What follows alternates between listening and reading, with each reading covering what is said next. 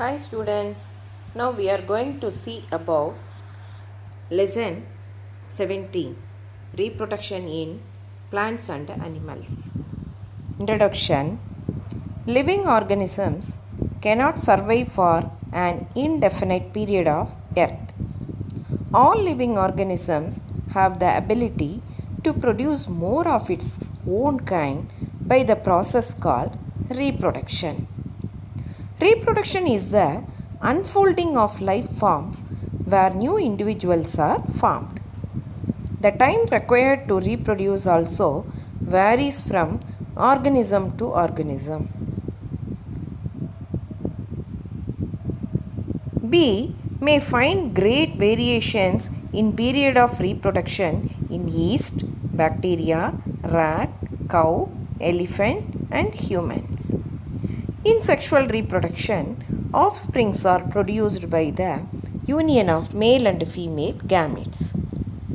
The male and female gametes contain the genetic material or genes present on the chromosomes, which transmit the characteristic traits to the next generation. There are three types of reproduction in plants, namely vegetative, asexual, and sexual reproduction. In this unit, we will know more about the types and the process of asexual and sexual reproduction in plants, animals, and human.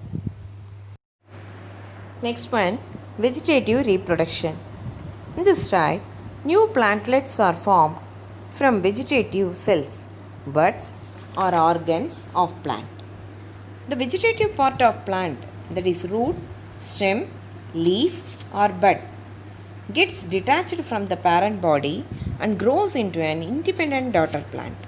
It has only mitotic division, no gametic fusion, and daughter plants are genetically similar to the parent plant. Vegetative reproduction may take place through leaves, stems, root, bulbils, fragmentation, fission, budding, and regeneration. Next topic, asexual reproduction. Production of an offspring by a single parent without the formation and fusion of gametes is called asexual reproduction. It involves only mitotic cell division and meiosis does not occur. Offspring produced by asexual reproduction are not only identical to parents but are also exact copies of their parent. Asexual reproduction occurs by spore formation. This is the most common method of asexual reproduction in fungi and bacteria. During spore formation, a structure called sporangium develops from the fungal hypha. The nucleus divides several times within the sporangium, and each nucleus with a small amount of cytoplasm develops into a spore. The spores are liberated and they develop into new hypha after reaching the ground or substratum. Next topic, sexual reproduction in plants. Sexual reproduction is the process in which two gametes, male and female, are fused to produce offspring of their own kind. In such cases, both sexes, male and female sex organs, are needed to produce gametes. The flower is a reproductive organ of a flowering plants. Parts of a flower. A flower is a modified shoot with limited growth to carry out sexual reproduction. A flower consists of 4 holes borne on a thalamus. These holes are from outside: calyx, consisting of sepals; corolla, consisting of petals; androecium, consisting of stamens; gynoecium or pistil, consisting of carpels. The two outermost holes, calyx and corolla, are non-essential are accessory holes as they do not directly take part in the reproduction. The other two holes, androecium and gynoecium, are known as the essential holes because both take part directly in reproduction. Androecium.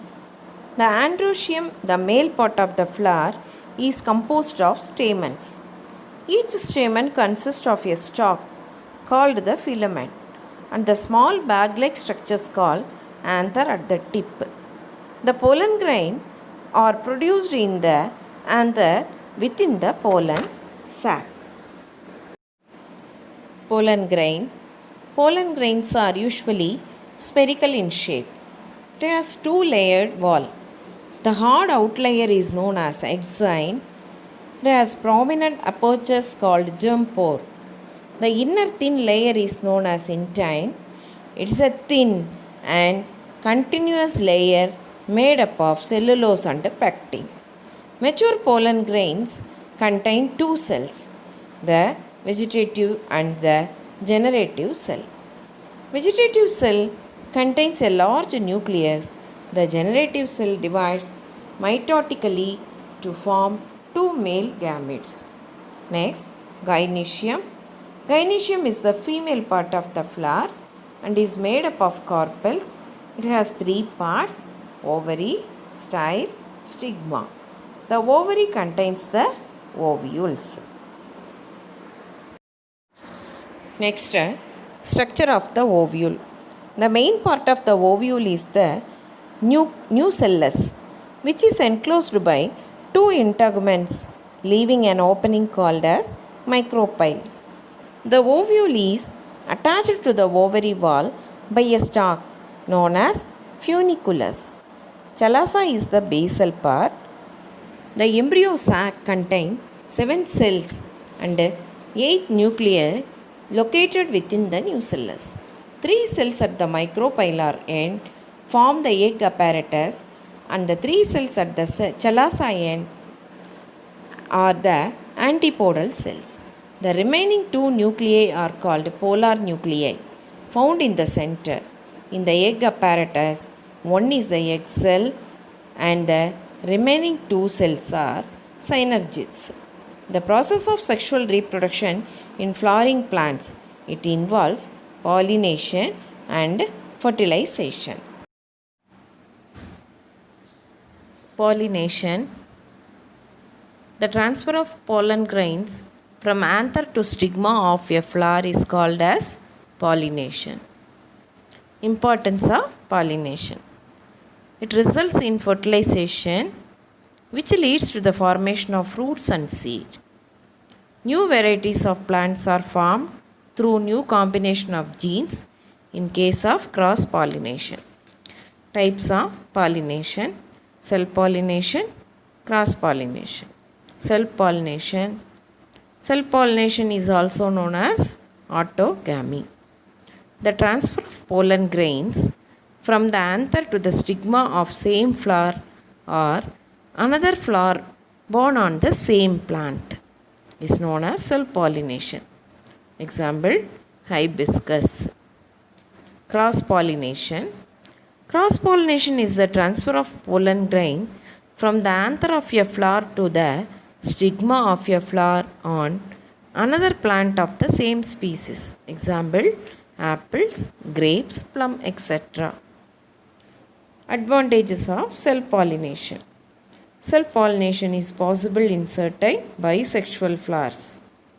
Flowers do not depend on agents for pollination. There is no wastage of pollen grains.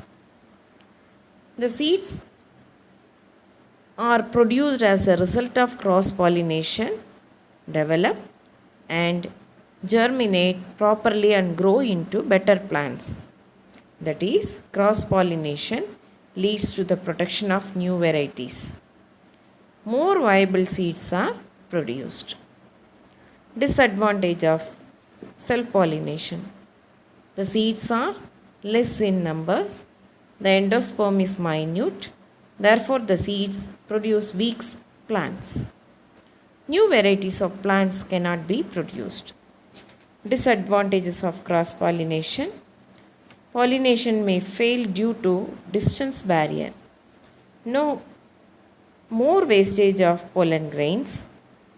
It may introduce some unwanted characters. Flowers depend on the external agencies for pollination. Agents of cross pollination.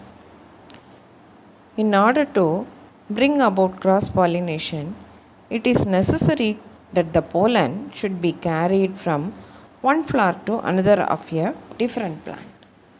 This takes place through the agency of animals, insects, wind, and water. First one, pollination by wind. The pollination with the help of wind is called anemophily. The anemophily flowers produce enormous amount of pollen grains. The pollen grains are small, smooth, dry, and light in weight. Example, grasses. Pollination by insects. Pollination with the help of insects like honeybees, flies are called entomophily. They attract insects. These flowers are brightly colored, have smell and nectar.